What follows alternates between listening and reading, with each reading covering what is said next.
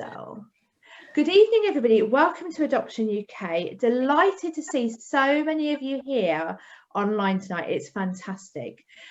We have the last event for National Adoption Week, and that's an Ask Anything panel.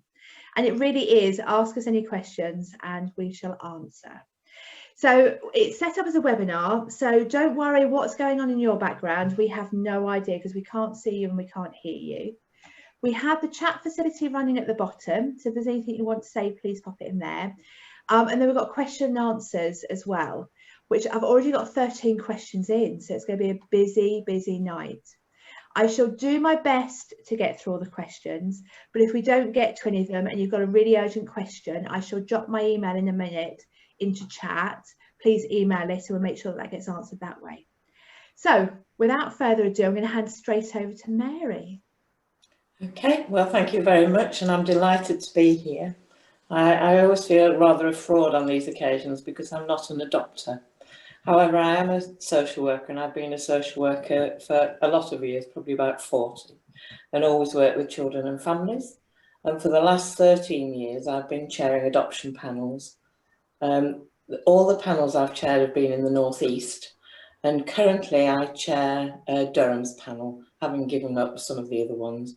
And I've chaired for both voluntary and local authority panels, which gives me a wide experience. I'm very interested in practice issues that are coming up, and I try very hard on my panel to push practice issues. One of the great benefits for me is being on the board of Adoption UK, because what I can do is feed between Adoption UK and my panel.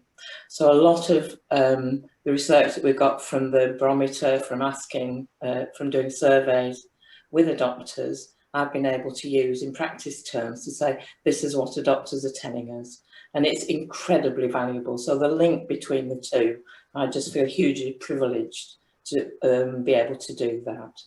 So I hope tonight to be able to answer your general questions about panels, about how they work, anything that you want to ask about that, and also about what I think are some of the current practice issues, but I think they may come up just naturally, and if they haven't, then I'll find the time before we leave to mention them. Yeah, lovely. Thank you very much, Mary. Thank you. Charlotte, should we go to you for an introduction? Yes, of course. Hi everyone, I'm Charlotte. I'm the Digital Engagement Manager for Adoption UK.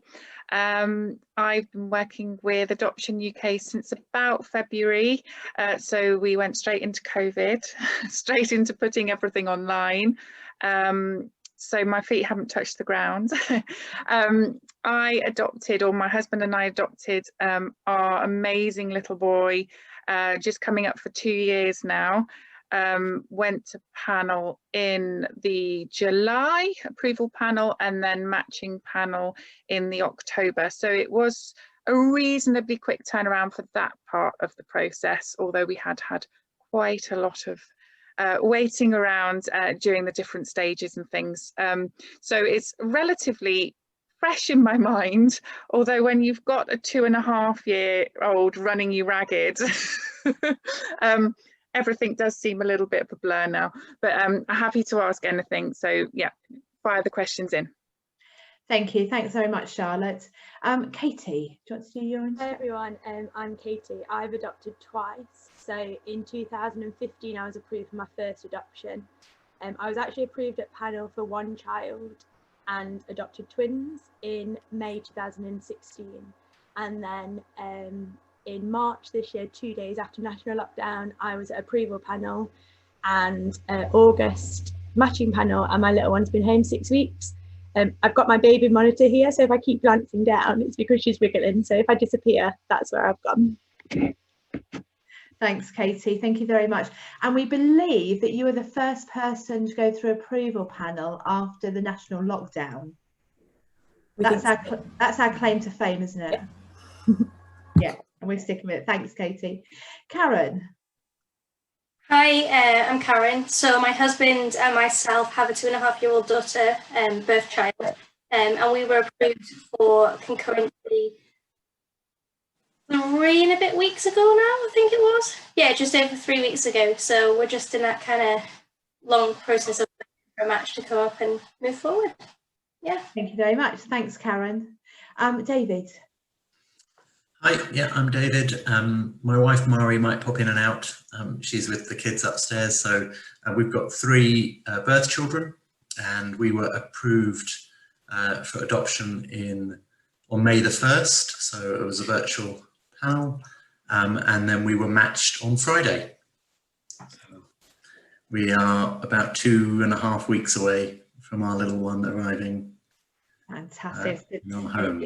I get goosebumps each time. So thank you very much. Thanks, David. Right, I'm going to go straight into the questions. I make no apologies for that. And one of the questions, I think, is actually the first question. And I think it's a question that a lot of adopters don't want to ask. So I'm going to go straight to it. Straight in at the deep end. Most common reason for not approving anybody? Mary, we'll pass that to you. Well, as I said when I introduced myself, my experiences with Durham, and I would have to say it's a long time since we haven't approved anybody, and I can't honestly remember the last time. And it's not that our panel is particularly unquestioning. I think about approval is very much about the amount of work that you do as adopters and the openness with which you do the work, and the calibre of your social worker, really. And it's about the excellent level of practice that then comes to panel that makes panel's job very straightforward in many ways. Do you know the numbers? Because I know that this is a question that comes up because it is a fear for a lot of prospective adopters. Do you know the numbers of people that are rejected or deferred? It's very, very low, isn't it? It's very low. I think in the last 2 years, certainly, there's just one deferral that we've made, and it was deferred because we needed more information. It wasn't in any way that we didn't think that the person was good enough, but we didn't have enough information to make a recommendation. And it was about the child that she already had, and the work hadn't been done really.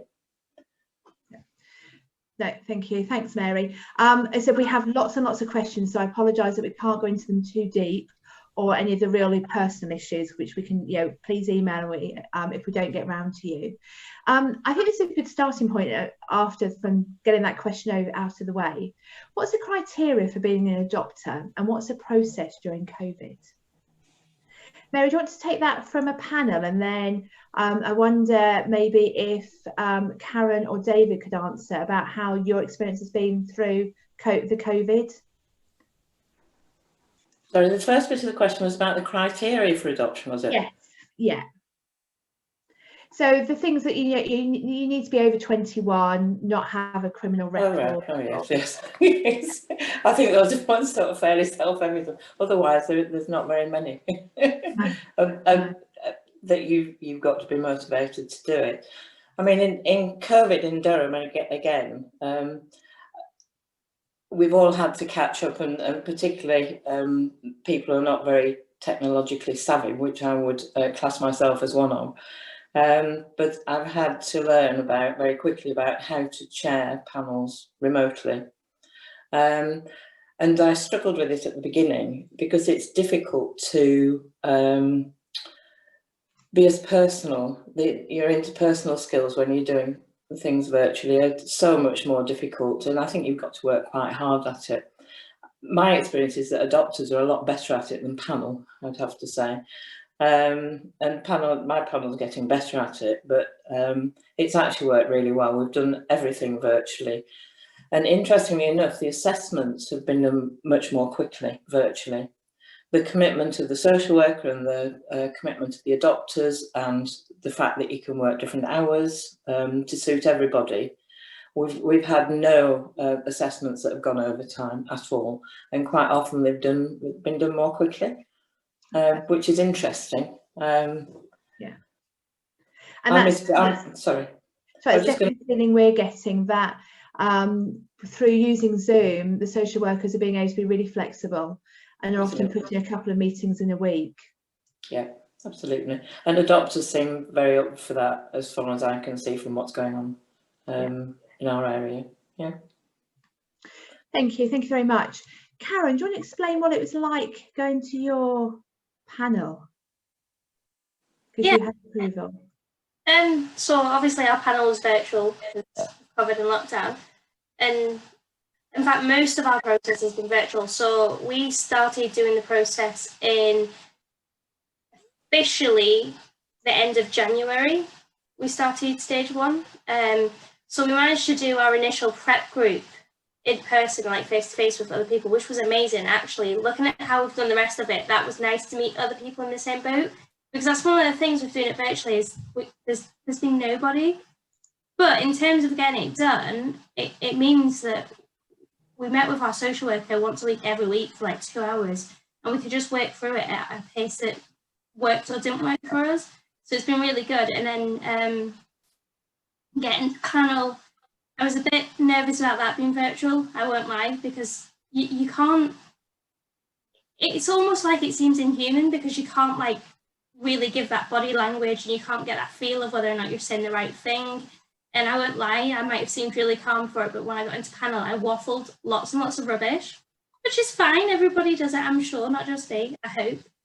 I really hope it's not just me. No, the experience has been pretty good. With having done it and got past the nerves, I think that, you know, it would have been nice to do it in person for the panel and for the sessions, but it's kind of meant that we're more able to get it done, especially because we've got a 2.5-year-old. Like finding time to set up meetings that would suit us and the social workers. When we were doing it face to face, it was a bit challenging because Chris, my husband, has a very busy work schedule.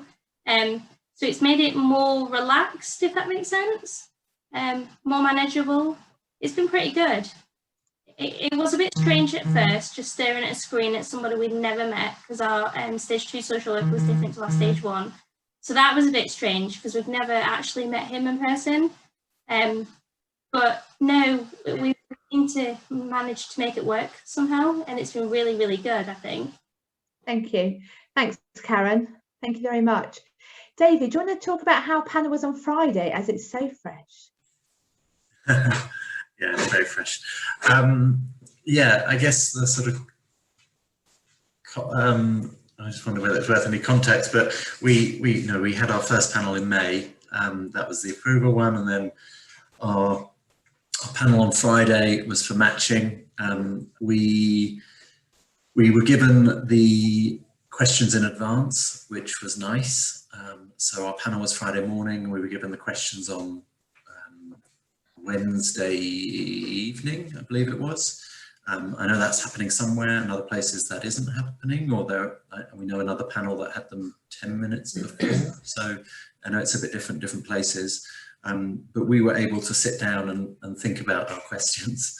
There was nothing in there that was, you know, obviously nothing trying to trip us up, but just trying to delve a little deeper and just, you know, understand a little bit more about our motivations and our sort of assessment of risk and feeling comfortable with everything that we'd been told in the information we've been given for matching. I think we've only had a virtual panel the first time and the second time, so we don't quite know the difference, but we're very grateful to not be sitting around and waiting in a random building and able just to walk up and have it. That was great. For the first panel, we used technology to our advantage and just put the friendliest face that we could see on the screen and just pin them and then use them and didn't really look at anyone else. For this next one, we had more of them on the screen, you know, the 12 people that were there, and it was nice to see all of their faces this time. I think maybe we were a little more relaxed, but we used it to our advantage. I think we had our little note cards of our answers. You know, they want answers to be full. It's not a test as such. It's just trying to, you know, you are who you are, right? So we wrote down our answers and then made little notes on them and had cards for my wife and I to go through. We made sure we split up the speaking slots, so we both had opportunities to sort of answer. For each question, one of us would lead and then the other one would chip in little bits that they had on their cards. So just to make sure they got a rounded feel for us all. I guess any interview like that, just preparing and helping them sort of understand. My wife set me up with the one that she knew that I would well up on and cry. So she knew me well, and I guess it helped. You know, it knows, the panel knows our feelings, and it's difficult to convey warmth over Zoom, right? And just trying to help them understand, you know, how special and important things were to us. So, yeah, that's great. Thank you, David. Katie, you've had both panels. Now, we're hoping that COVID isn't going to last forever. So at the moment, panels and everything are online, but I wonder if you could just talk about the difference that you found between, because you've experienced both panels, for those that, you know, longer term, maybe looking at doing panel after COVID. Yeah, so I think probably the hardest thing actually was the waiting with the virtual panels. So for the first, mine was probably a little bit different because it was 2 days into lockdown. So my approval panel was done by email. So I was emailed a list of questions, I emailed back and waited for a reply. Yeah. My matching panel was virtual and it was on and off. I think when I did it in person, you got the opportunity to see the room. However, my preference was the virtual, because I think it felt like more planning had gone into it. But I think that was probably because it's so new to people, but I felt more prepped on what would happen than I did when I went to my matching and approval panel in person. And I knew like I would be called in. I didn't get the questions beforehand virtually. And I didn't, obviously, when I did it face to face either. It was just an open room. But I think, to be honest, the experience was similar in many, many, many ways. But I think it was definitely the preparation for the virtual felt better and felt more secure. And actually, I was sat in my living room in a place that I was comfortable, not out of my comfort zone, but able to still be put under the same scrutiny, I suppose. No, thank you. Thanks for that, Katie. It's really interesting that you're able to have the very recent both sides. So thank you for sharing. Charlotte, I'm going to put you on the spot now. Can you remember any questions that you're asked? Yes, I'm trying to think. So matching panel, the first question that we were asked was, why him?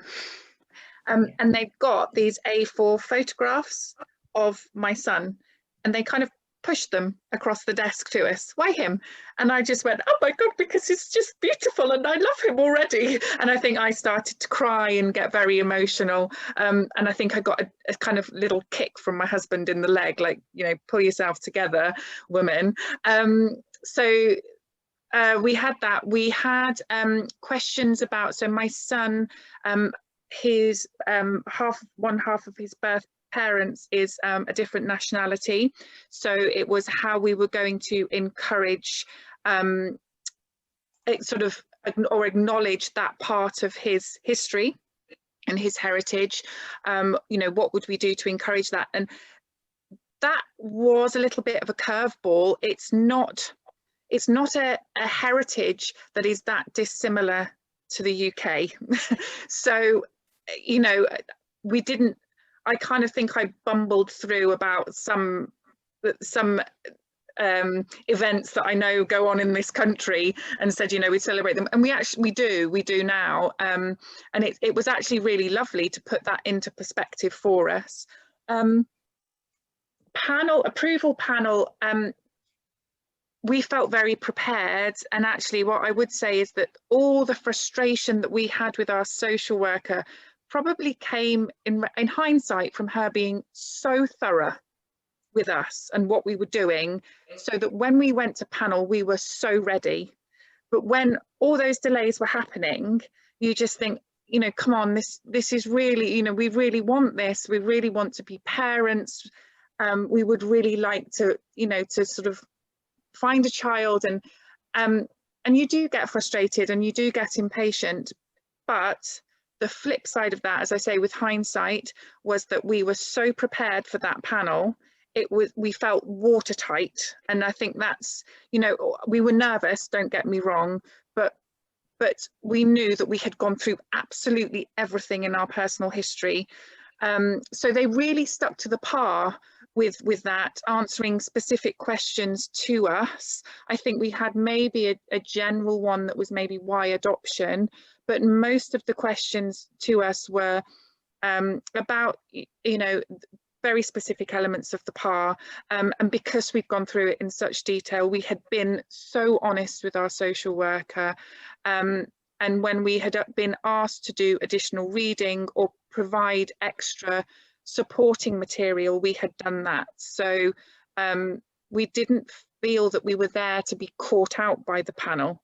It was basically to say, to have other people, to bring them in and go, we're ready for this, you know, come and see how much we've done. It felt more like that rather than being judged. That's great. Thanks very much, Charlotte. We're going to whistle through some of these questions because we have lots and lots to get through, so I apologise. Mary, what do you look for in a PAR? And for anyone who's going through the process, a PAR is a prospective adopters report, and that's where what a social worker will come out, well, or do online, they used to come out and see us, and it's all about you and your suitability, and goes into in depth everything about you and if you have a partner in your relationship. Okay. You want me to go? Yes, please. Okay. First of all, we look for brevity, because we've gone from a situation where sometimes PARs were 110, 20 pages and very, very repetitive, and I think very difficult for adopters to be involved in because they were so long. And the new core and bath PAR is much, much better, and you would expect something more streamlined. So I think that is the first thing to say. We like, it's important to, I think I was really interested about the honesty that we've just talked about. Panels are not looking for, none of us are perfect, people aren't perfect, and perfect people don't make good parents. It's about what people have done, about the honesty about what they've done. I guess what I look for in a PAR is about people's ability to deal with things. So if there have been conflicts, if there have been difficulties, if there have been painful times, which generally there have been, it's about what you do about them. How have you resolved them? How do you resolve issues between yourselves if you're in a couple? What do you do if you're angry? What do you do? How do you deal with things? So yes, there's a description about how you've been parented, which is very, very important, because it's about your attachments. It's about whether you've been able to overcome whatever's happened to you in your childhood, to become a grown-up that can actually manage in the world. Because in the end, what panels are looking for is people who are going to love their children and going to be able to manage some tricky times, because those of you that have been adopters will know that things are not always straightforward. So what panels are interested in is about what resources, what emotional and internal resources have you got, and how flexible are you? Can you learn about therapeutic parenting? Or a whole lot of issues about that. So it's the analysis of the information that we get. I also think I love it when adopters like the process, because it should be a process from which you learn. And I often think that everybody who wants to parent a child should actually have a PAR, because if people did, people would be much, much better parents. There may be other issues around that, but it's a broad. No, that's great. Thank you very much. Thanks, Mary. We've got a question here, which I'm going to send to Katie. And it's about adopting as a single. I think there's concerns over that. And this person here asks, and they say that you can adopt as a single. Is it true? Which is why I'm going to you. And is there any unconscious reluctance towards single people? How do single adopters cope emotionally, financially, and physically? Wow, okay, that's a big question, but I'll try and give it a go. So yeah, I'm a single adopter. I'm living, breathing, doing it, and I have got 3 children and 2 dogs and 4 rabbits and a pond full of fish, and I'm a company director and I do everything. So yeah, it is possible, but you've got to want it and you've got to be driven. I do believe that adoptive parenting is super parenting. It's different to parenting your own birth children, it is. But regardless of that, it is possible. So 2 of my children have got additional needs as well. But you just learn to manage your life around your family. And I think, so first time around, I was probably the youngest person in most of my approval groups and probably the only single person. And matching took quite a while the first time. There'd been some court cases, so there were less children coming through, but matching did take quite a while. But I got there in the end, and actually I proved that I wanted 2 children, not one that I was approved for, because that was kind of what my destiny was, and that's what I wanted from the start. And then I think second time around, it was actually easier, because the experience that I have of being an adopter, I was surprised at how much weight that was given, if that's the right word. You know, I've experienced being a parent to adoptive children. I know kind of where the support needs are and things like that. So that was interesting. I thought it would be harder matching the second time around, but it happened a lot quicker. And second time around, I didn't get matched with kind of a hard to place child. So my little one's 6 months old, baby girl, healthy, no additional needs at the moment. So that was interesting. I think financially, there is a lot of support out there through things like tax credits, child benefits, tax credits. If you have more than 2 children, birth children, you only get it for 2, but if you have more than 2 children who are adopted, you get it for all the children. So I now qualify for all 3 of the children, so that obviously brings stuff in. As I mentioned, 2 of my children have got additional needs, so there's then disability living allowance that you can claim, and a lot of children, well, a percentage of adopted children do have those additional needs, so then would qualify for the disability. And it's just about, I suppose, living within your means. We're not extravagant, we don't go all over, but we do what we want to do. So finance, we kind of make ends meet that way. Emotionally, I'm quite an emotionally strong person. There's not much that knocks me. I just kind of get on with it. But I think it's about building that support network, and it's not necessarily the people that you think it's going to be. You kind of end up meeting people through adoption that have got more experience and then are better able to support you.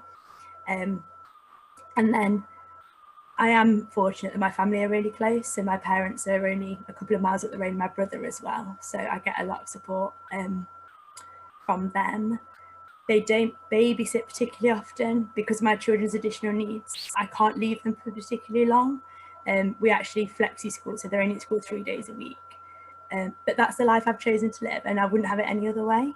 So it is definitely possible, but you just kind of have to, you've got a great big jigsaw in front of you and you've got to fit all the pieces in to make it happen and make it work. I have to say, I know Katie very well, and actually she's really selling herself short. She is superwoman. She's the only person I know that can have the children, the dog, set up a tent and having everyone learning gymnastics within 15 minutes of turning up at a campsite and still look amazing. So yes, hats off, Katie. Thank you. Karen and David, can I ask you both about whether you were asked different questions because you've both got birth children already, and how, if that impacted your process?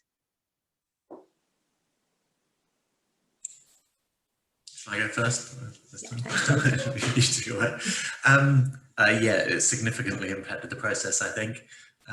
There was a huge focus on our birth children, and I guess how we would respond to that, and the different impacts that might have. For the panel, the approval panel, I'd say 50% or more of the questions were about our children and our birth children, and how we were supporting them, their different needs, and I guess, you know, we'd left lots of information in our PAR about them, and tried to think about how adoption would impact them as individuals, and just really thinking through the different types of impact it would have on them individually. And I guess that within the approval panel, that gave us a lot of opportunity to talk about them as individuals and to really hone in on what we thought was going to be the big changes for them.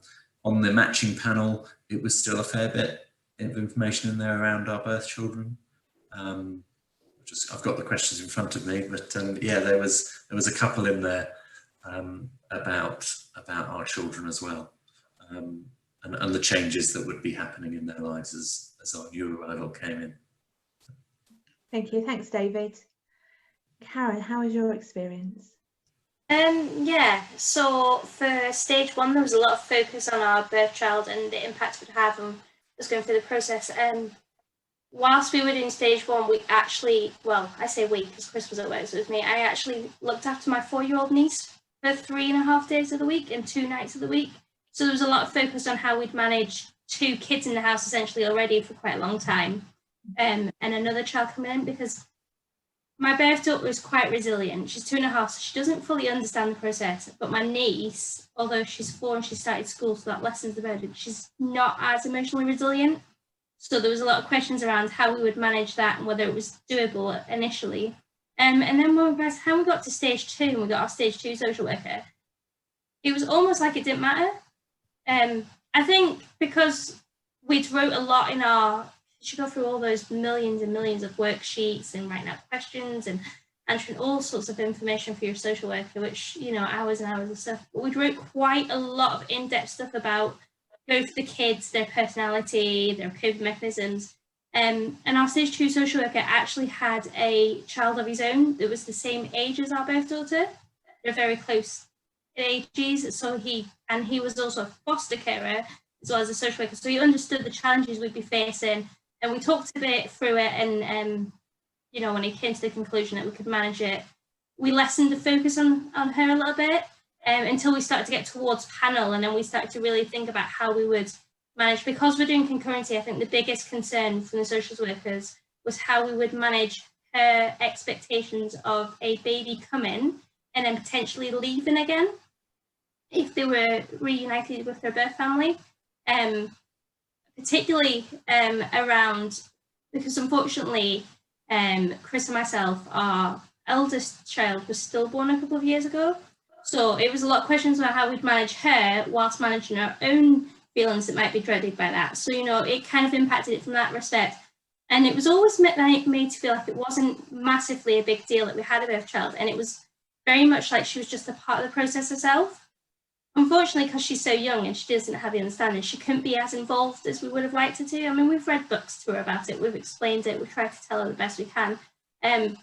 But the social worker through stage 2 was really positive about it and really felt like, you know, she'd be a good part of this. And then for panel, it was interesting because all bar one question in panel, I mean, we only had 4 questions, but 3 of them were about how we would manage our birth daughter and how we'd go through the process with her.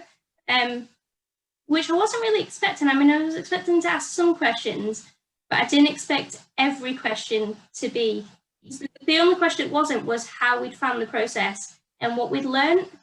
So I didn't expect every question to be about our birth child. I was kind of expecting more about us, about our previous loss, about my mental health during that time and stuff.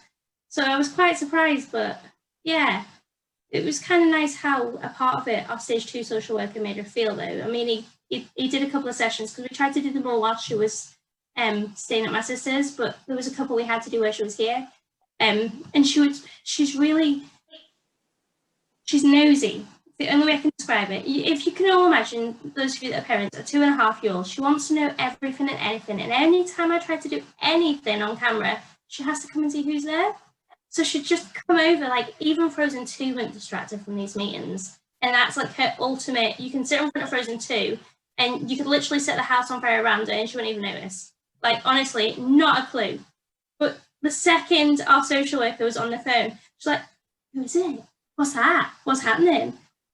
So she'd come over and like, then he'd sit and talk to her and he'd play like little games with her on the calls, which I thought was really nice. So it was a really positive experience. It was a really nice experience. Thank you very much. Thanks for sharing that, Karen. Thanks, David, for sharing your stories as well. I think it's really helpful for everyone to understand if they do have birth children or they're single, how the process can work for them. Mary, one point around questions, I think, is especially in the virtual environment, they sometimes change. So the questions that are written and get sent to you might be different when you actually get to the panel. So we had a couple of questions that we were asking about, identifying additional risks and thinking what the most significant risk, for example, and how we were going to handle that.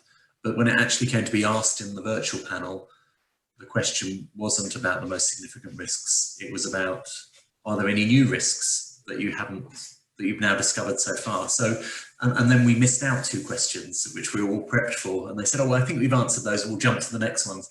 So I think just being flexible and ready that things might change in the panel, okay. And that's fine. That's a good point. Thanks, David. And the questions, as you said before, are not there to catch you out. They are there just to help the panel understand a bit more detail. So thank you very much. Mary, I've got some quick fire questions for you, if that's okay. Our social worker wants to contact this person's ex-husband before panel.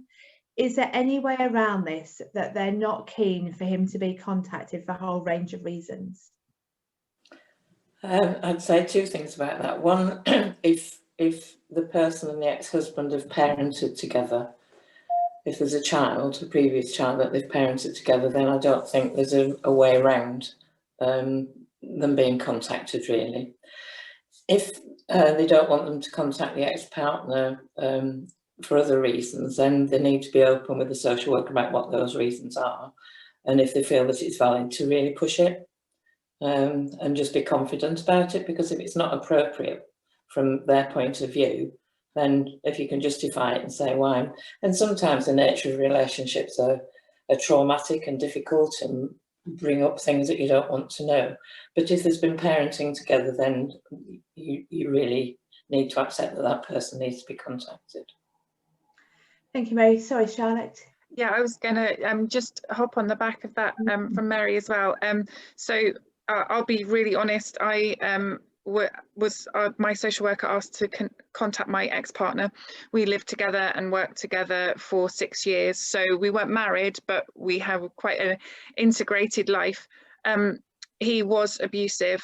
And when I explained that to my social worker, I don't want to say the way we got round it, because it wasn't trying to navigate him out of my life, but it was about proving or showing how I'd overcome that adversity. So I was able to contact my counsellor, and she was able to provide documentation of my counselling sessions.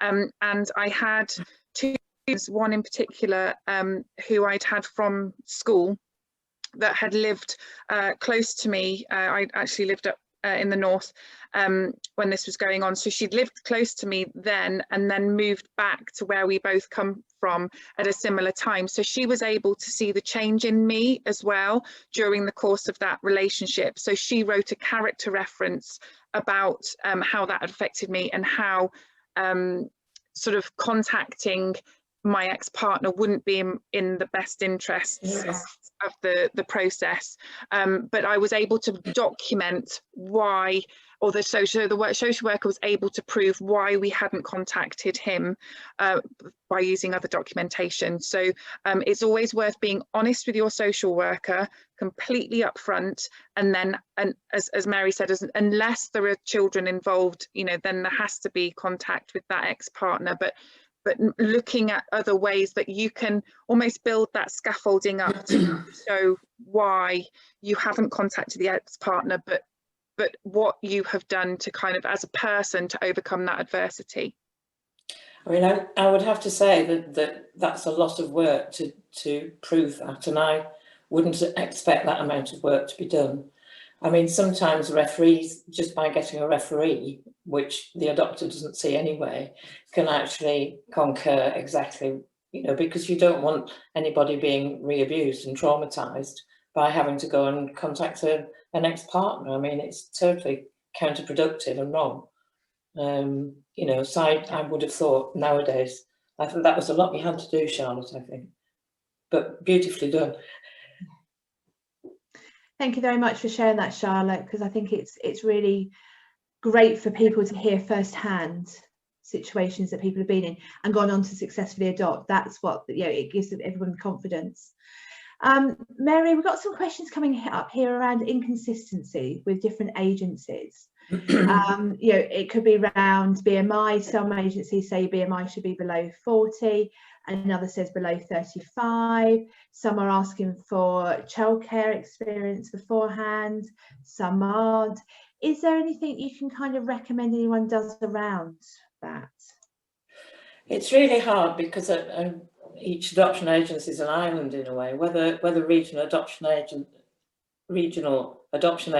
are going to counteract some of that, because people aren't coming together and they're going to be bigger. And I would hope that there'll be more consistency of practice.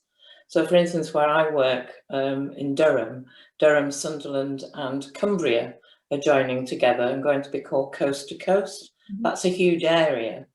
And the person that's running that will be looking for consistency. So perhaps doing RAAs will bring some consistency. But it is difficult to establish. I mean, again, on my panel, we wouldn't, you might comment on weight in terms of somebody's health, but there's no limit on weight. We're very open, really. We're very open in terms of age. Yeah, it's a case of literally phoning around and talking and finding the agency, whether that be a local authority, a regional adoption agency, or a voluntary adoption agency, that's going to be the best fit for you. Especially if you have a concern over weight or childcare experience, or if there's a particular need you think you may have. It's being very open up front with that agency straight away and seeing where they sit with that, I think. But I would say the other way around. For people who've not had any contact or experience with children, to come to adoption without that is doing them a disservice. And it would be in their best interest to think about doing some of that without even being asked, because it's a difficult journey you're about to embark on. So it's not about getting over this hurdle. It's about thinking, how can I prepare for this myself, really? Yeah, I think the question that's coming up a few times on here is around some agencies, before you can even get an expression of interest form in, are telling adopters, potential adopters at the moment, that they must have 3 or 6 months childcare experience before they can even start the process. And that's quite difficult, especially at the moment. So we talked through about different ways that childcare experience, the Scouts have been doing lots online, local football clubs, and actually if you can start to build that, you start to build a network of parents. Absolutely. And your friendships change as well, which is going to be so important going forward. And most people who have small children are very happy to share them with you, in my experience. Yeah, no, absolutely. So thank you very much. Right, we've got a question here, and it's around health. So it kind of links on from what you were saying. If you've been diagnosed with bipolar and autism, but are stable and independent, haven't had children before and are single, what's the likelihood of being approved as an adopter? I'd have to meet you, really. I'd have to come and do an assessment. There's nothing there that rules you out. No, there isn't. If people are well, and I mean, there are a whole range of people that come for adoptions from medication that have had past episodes of depression who are still on antidepressant tablets, people who have diabetes, people who do have other mental health conditions. The issue is about how well controlled are they, and what does the assessment show about what sort of parent you're going to be? Do you have the other things that you know, do you have the things that are needed to be an adopter? So if your health issues are stable and under control, and some of that would come through the medical, through the medical that everybody has for panel anyway. Yeah. And the doctor would recommend one way or the other about the medical condition and about whether there's anything that disbars the person from parenting. And if not, then it shouldn't make any difference to panel. No, thank you. Thank you very much. I think that goes for all conditions. Yeah, we have people with disabilities that come to us, different circumstances. So it's about you, and it's about exploring what you're able to offer. And it Thank also you. then, sorry, the other bit is about your support network and how strong is your support network. Because what adopters tell us, and some of you will know better than me, is that you think your support network looks like this, but in fact when you get there it looks like this, because this one disappears and you get a whole new one. Absolutely. I don't think I know any adopter who, if they were to do their support network again now, it would look the same as it did. Yeah, no, thank you. Can I just ask, Charlotte, did you adopt through a voluntary adoption agency, an RAA or LA, just to try and get a feel? We went with an LA, but then during our process, it became a regional adoption agency. So that was fun. And some of the social workers that were there at the beginning didn't agree with the regionalisation, so there was a lot of chopping and changing with social workers.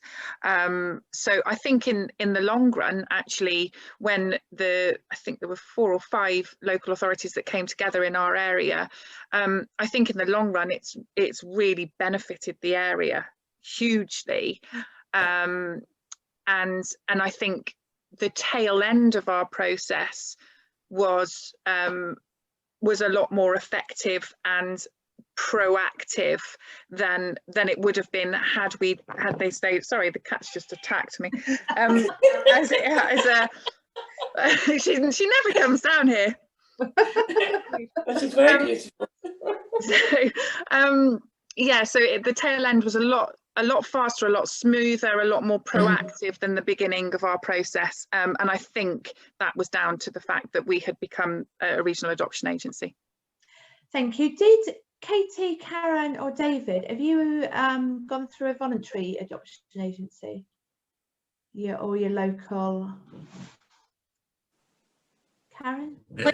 Through a voluntary agency. Oh, you did. Can I ask a question, Karen? What made, because we've had this question come up, what made you choose a voluntary agency over your local authority or regional adoption agency? We looked at both. So we looked at our local authority and we went to an information evening with our local authority. And to be honest with you, it didn't give me the information I needed. I'd done a lot, and I mean a lot of research on adoption before we went to the information evening, and I just didn't feel like, from what I'd learned about it through the Adoption UK website, through Facebook groups and stuff, I just didn't feel like they covered any of that or any of the important key factors, and it was overwhelmingly negative. And I'm not saying that they should make it sunshines and rainbows, because adoption is not sunshines and rainbows. There's no unicorns in this. But there's a degree to how negative you make it sound. And then when we went to the information evening for the voluntary agency, it just seemed much better. Like, it was balanced. You know, there was some positives in there, but they were very clear on how hard it's going to be and how difficult a road it would be, particularly with concurrency. And the support just seemed better. So it just felt like a much more secure and safer option, and more supportive and friendly, to be honest with you, than the local authority did. No, that's great, thank you. And I think the best thing that most people say is to phone around as many as possible and see how they feel, and what the response is like that you get, and go with your gut instinct. No, but thanks for sharing that, Karen. Thank you. Going to move on very quickly because I'm conscious it's 5 to 9. This evening is whizzing past. Around matching, Mary, what's your criteria at matching panel? What do you look for when you're doing matching panel? I suppose by the time we get to matching panel, you have adopters who have been through all the process and chosen as suitable to adopt. Then you have a child or children that have been matched by the agency. And my main issues at matching are, well, I suppose because I've got confidence in the agencies that I work for. So I can't ever think about a time where I've questioned the match in terms of its suitability, because so much work and thought goes into it. And by the time it comes to panel, you're nearly home and dry, really. I mean, it must be, I can't ever imagine turning something down as a matching panel. it would be tragic. Yeah, and I certainly have never ever done that. And that's not to say that it's a rubber stamp, but all the work has to be done beforehand. So what I'm looking for at matching panel, and these are two of the things that I'm really keen on in terms of practice, is that there is a coherent, written down, agreed contact plan, particularly with birth siblings, and particularly birth siblings that are adopted, about how that's going to work. And it needs to be in the support plan about how it's going to work, how often it's going to be, with some leeway for the adopters to increase it, because when you're looking to have direct contact with birth siblings who are in adopted placements, and you're looking not only to adopt a child, you're actually looking to increase your own family, because you're going to meet other grown-ups, you're going to meet the brother or sister of the child that you're adopting, and this is another lifetime commitment that's vitally, vitally important to your family and to their family or their families. So it's complicated. But I'm working really hard to get social workers to have in place, by the time they come to panel, an agreed contact plan, because as adopters, you need to know. And what I find is that adopters are far more open to contact with birth siblings than many social workers are. I think adopters are streets ahead in many ways, understanding the implications for that. The other thing that I'm really keen on is ongoing contact with foster carers. And again, that's coming from research. Now, there may be occasions where the chemistry between adopters and foster carers is not right.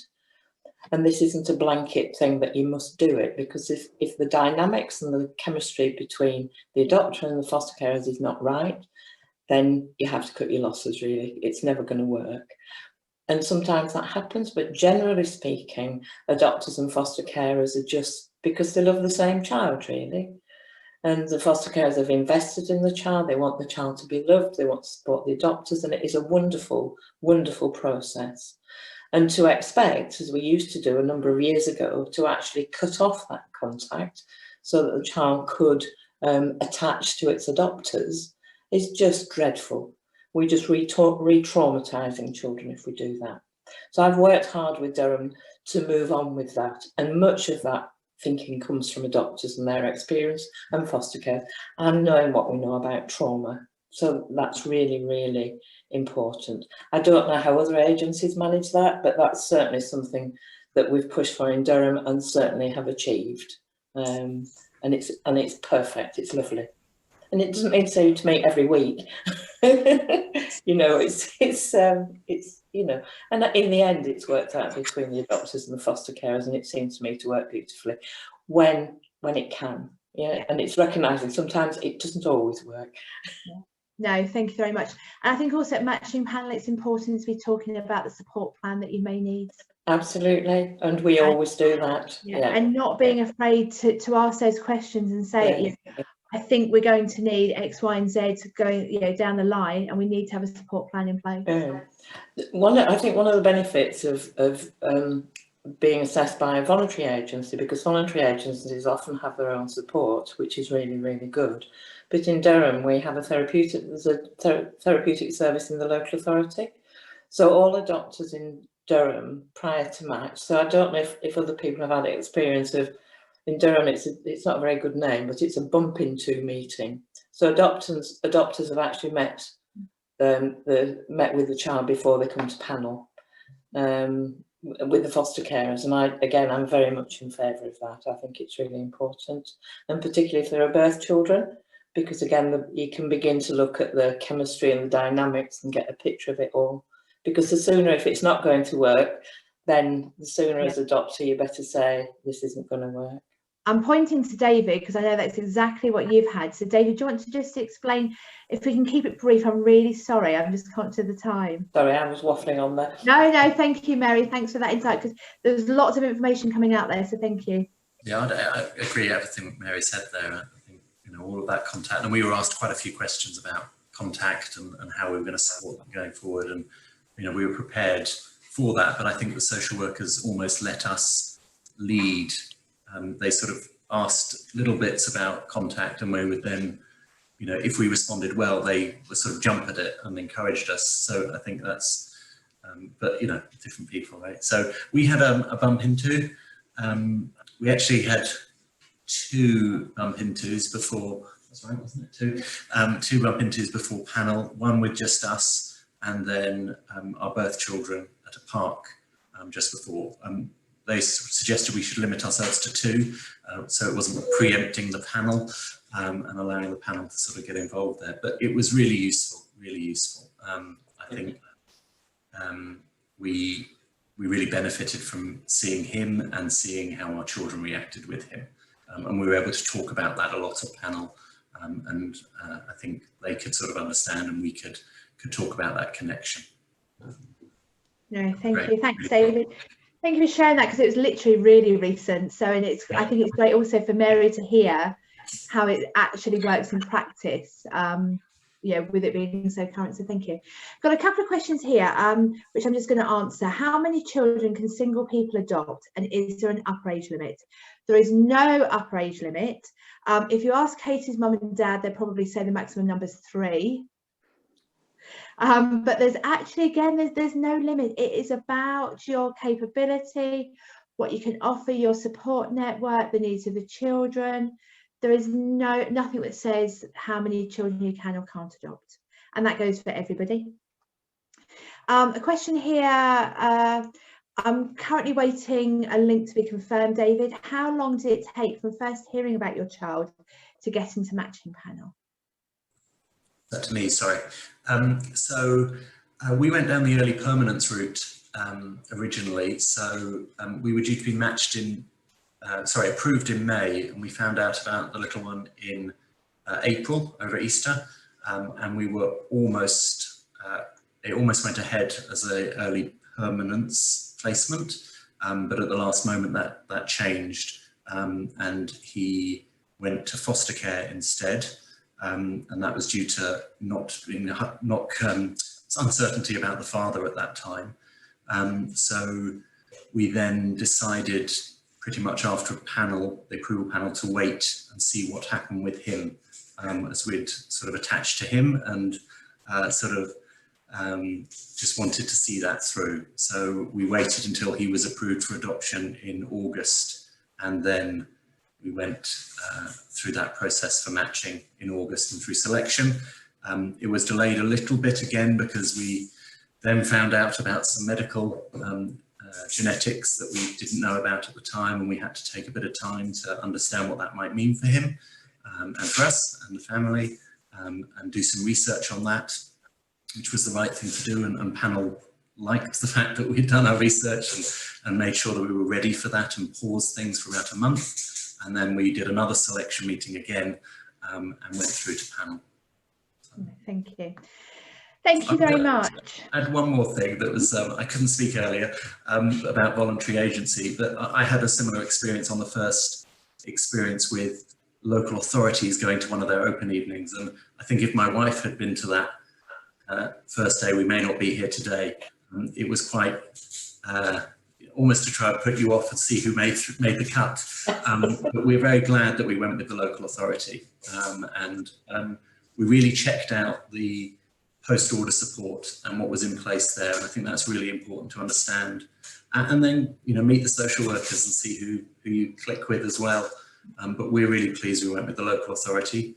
I don't know how true it is, but I don't think we would have known about this little boy if we'd been through a voluntary agency, because it's with them. So we got to hear a little bit about him before perhaps some other people would have. So there's some benefits to that.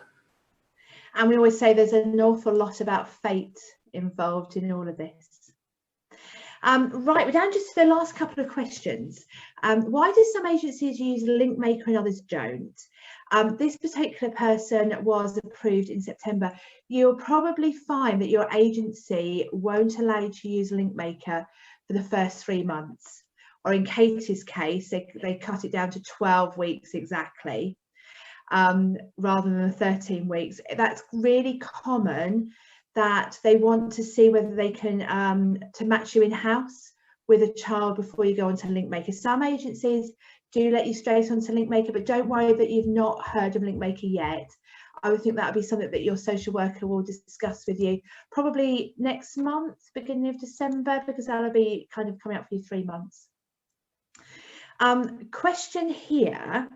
And another question, why do some people get to go on LinkMaker before they're approved? It depends on the individual agency. Often an agency, if they know that they don't have any children that they're likely to be able to match with you, then they may allow you to go on LinkMaker earlier, but that's an individual agency decision. I've got a question here. My husband works away regularly and we've been told people at panel may be concerned with this and the impact it will have on the adopted child regarding attachment. Have you any advice we can say to put their fears at rest? Would you like me to do that? Thanks, Mary.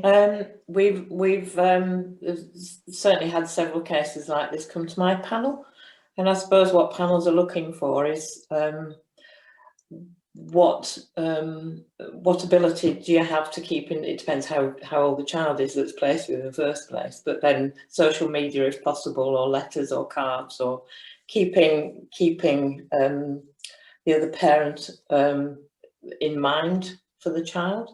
And the other obvious issue is about who your support network is.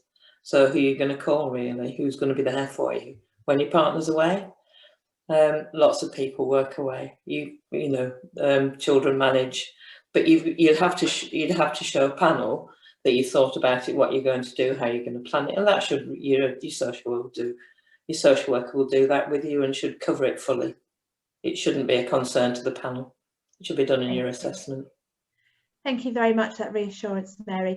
Right, the last question, and it's quite a big question, possibly.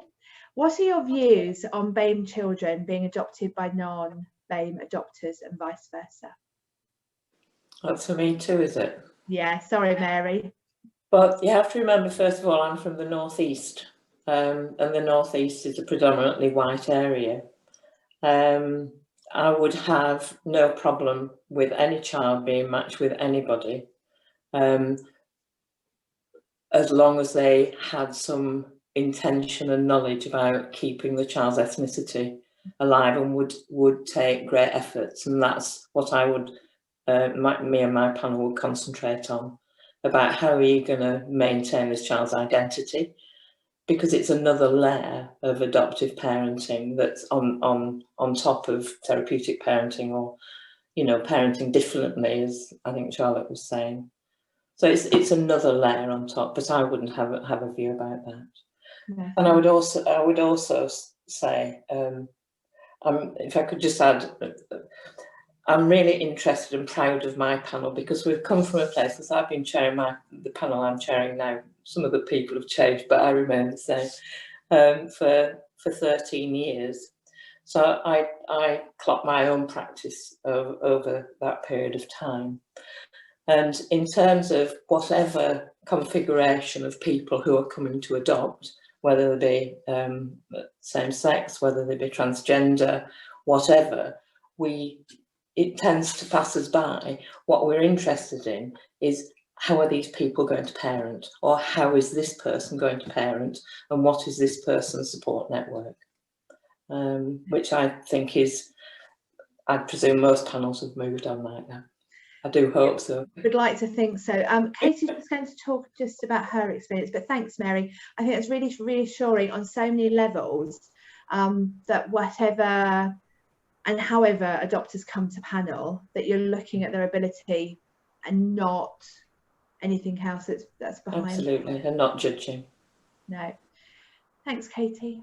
Yeah, sorry, just to add then, so my new little one is a transracial adoptive placement. So I think when I went onto LinkMaker, I didn't go onto LinkMaker looking for a transracial placement. It wasn't something that I was there, but you see the child's profile and something grabs you, you don't go into it. Like, I never expected that to be my path and my kind of way I was going to go, but she did. She stole my heart, and everything I learned about her, she was the right little one for our family in the addition. And kind of like Mary said, I think families are so broad now. It's not the stereotypical 2 parents, 2 children. I think as a single adopter, it's a little bit different, because there isn't a partner figure to kind of put 2 and 2 together, if that makes sense. But I think I was questioned a lot about it by the child social worker about how I would meet need and support their identity and provide opportunities locally for them to mix with children from the same cultural background and things like that. And then again at panel, it was asked questions of me then. But as Mary said, I did my research. I looked at different groups that I could do and ways that I could ensure that they had positive role models that they could look up to that met their identity. Thank you very much for sharing that, Katie. It's great. So we've got the chair of the panel saying how it should be, and then Katie saying how it works, and they match, which is brilliant. So on that note, I am going to say a huge thank you to all of our panel members for being so open, honest, and up for answering anything and sharing so much of your journey, your story, and opening your heart to us. So thank you very much. And also a huge thank you to everybody from Adoption who's joined the webinar tonight, because you've asked so many questions, you've been so interactive. It has been fantastic and really interesting. These Ask Anything events definitely have the highest number, and I think that shows that there's actually a need for them. So we will be looking to run another one in a couple of months' time. Topic to be decided. We may do something around intros again in the early days, because that was seen as being really good last time. So please let us have any feedback that you've got. But thank you so much for everybody for joining us tonight. Panelists, if you're okay to just hold on. But thank you.